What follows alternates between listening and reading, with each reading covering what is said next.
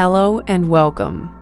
If you found your way here, it's likely because you're feeling a deep sense of exhaustion, a weariness that sleep just can't seem to touch. There comes a point where your heart feels tired in a way sleep can't fix. It's a place where even the smallest task feels heavy, like you're moving through thick mud.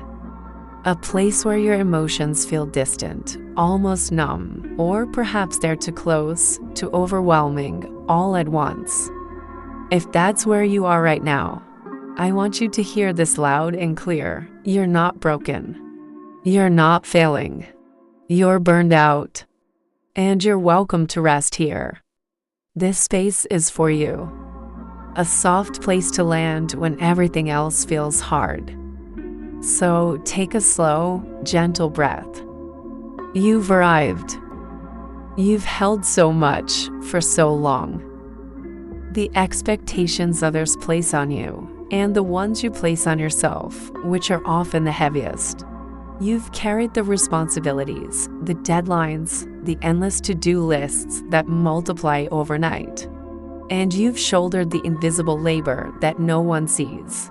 The emotional weight of caring for others, managing schedules, and anticipating needs before they even arise. It's a constant, silent hum of effort that goes unnoticed and unthanked. But for this moment, right here, right now, you don't have to carry any of it. I want you to give yourself permission to set it all down.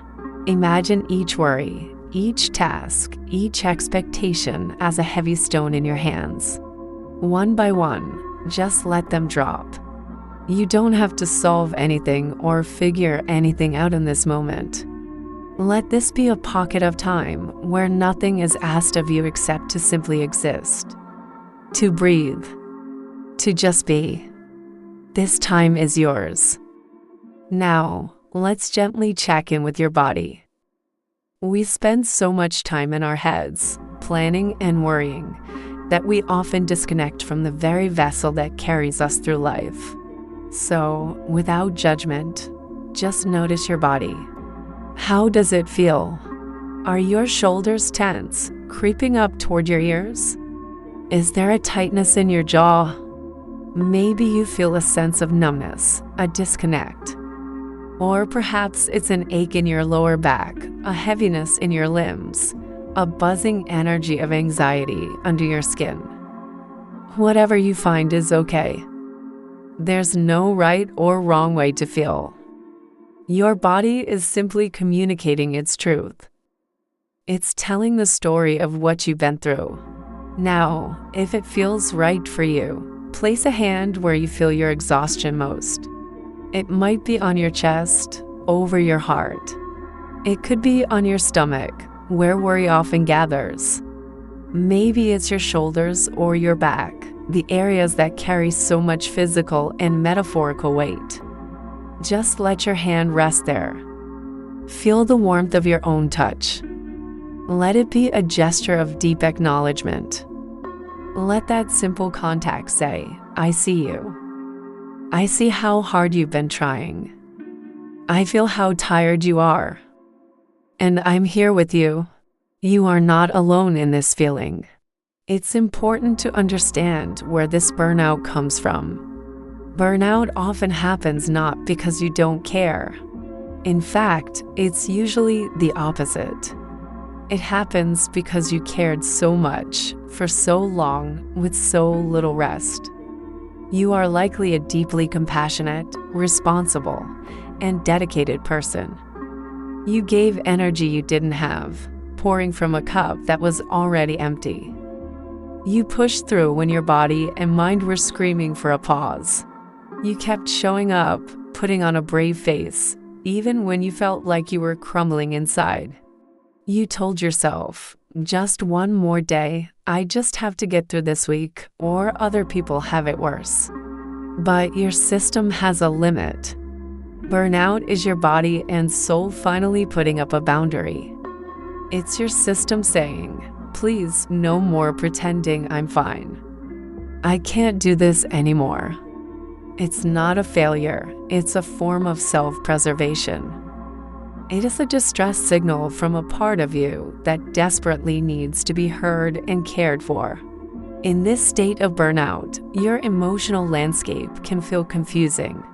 Maybe you feel everything all at once, a tidal wave of sadness, anger, and anxiety that leaves you feeling raw and exposed. Or maybe you feel nothing at all, a profound numbness where joy, sadness, and everything in between feels distant and muffled, like you're watching your own life from behind a pane of glass. Both of these experiences are natural responses to carrying too much for too long. Overwhelm is the result of your nervous system being flooded. Numbness is your system's way of protecting you from that flood by shutting down. You don't have to force yourself to feel a certain way. You don't have to pretend to be grateful or motivated right now. That pressure to be positive is just another burden to carry. You are allowed to just be tired.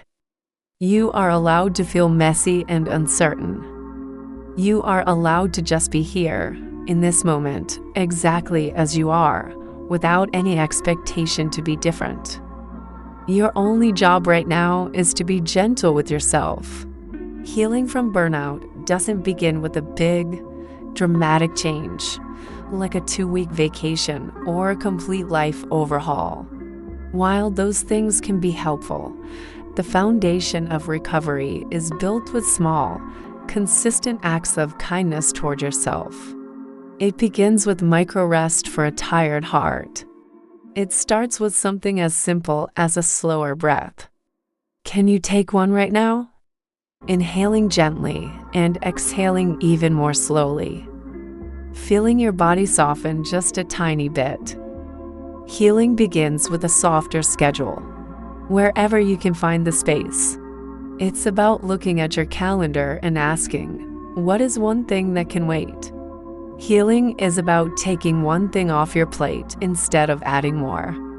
We live in a culture that glorifies busyness and productivity, but right now, your greatest achievement is rest. So, ask yourself gently, with all the kindness you would offer a dear friend, what is one tiny burden I can put down, just for today? Maybe it's skipping a non-essential chore. Maybe it's saying no to a request. Maybe it's letting go of the need to have a perfectly clean home. Let that one small act of release be enough for now. You don't have to solve the entire problem of burnout today. You just have to take one small step toward compassion. As you begin to navigate this path of healing, it's crucial that you rebuild from a place of compassion, not criticism. For so long, you've likely been driven by an inner critic, a voice that says you have to do more, be better, and push harder. That voice tells you that rest is lazy and that you have to earn it by pushing yourself to the absolute edge. I'm here to tell you that voice is wrong. You don't have to earn rest. You are allowed to rest simply because you are a human being with limits. Rest is your birthright. It is not a reward, it is a necessity, as vital as air and water. When you start to rebuild your energy and your life, let it be guided by a different voice, a voice of compassion. This means less forcing and more listening.